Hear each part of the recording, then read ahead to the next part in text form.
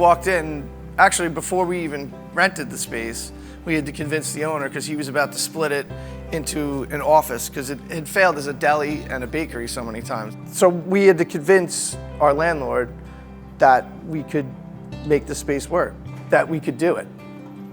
It had sat here unrented for 2 years.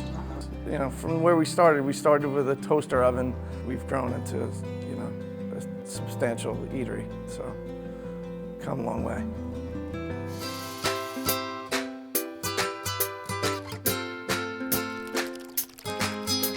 You can't really go wrong with creamy cheese, creamy fresh chev, and the sweetness of honey, and fig is perfect. Fig is the perfect accompaniment for cheese. It always has been. It's not too sweet like a berry, and it's not, you know, crispy like an apple. It's perfect. We source the fresh goat cheese from one of the oldest artisanal cheese bakers in the country, and we get the figs from California, chipped in, and we chop the figs by hand, and then we add it to the goat cheese, and then we add local honey from Miss Amy's Preserves right here on Long Island, and that's it. It's 3 ingredients, fresh, and we roll it into little balls and we serve it on the plate, but people freak out about it. It's one of our most popular.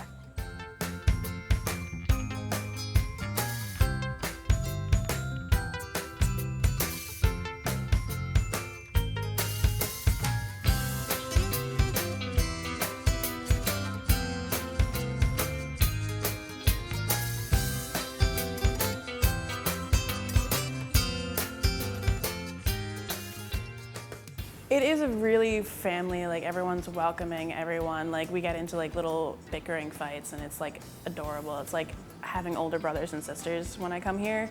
Because like being an only child, I never really got that. But here it's like you can pick on each other as much as you want. But at the end of the day, you're still gonna get a hug and everyone's gonna say, okay, see you tomorrow, and like be really happy about it.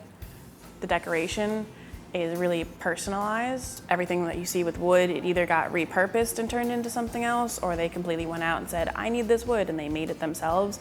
The tabletop that we have in the restaurant, that one's like 100 years old. It's like something that got repurposed from like a ship. Like we try and reuse as much as we can. That's why we have like barrels around here.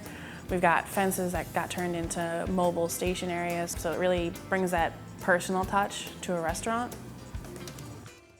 The emotional part, I think my favorite thing is getting people to understand how great and simple food has to be. Like, it doesn't have to be elaborate. You don't have to be in front of the stove for hours and hours. Just take a really good fresh product and serve it with something else really fresh.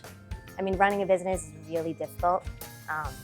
It's stressful and it's hard work, but at the end of the day, it's really nice when you can shut the doors and say, this is mine. Like, I did this. We did this.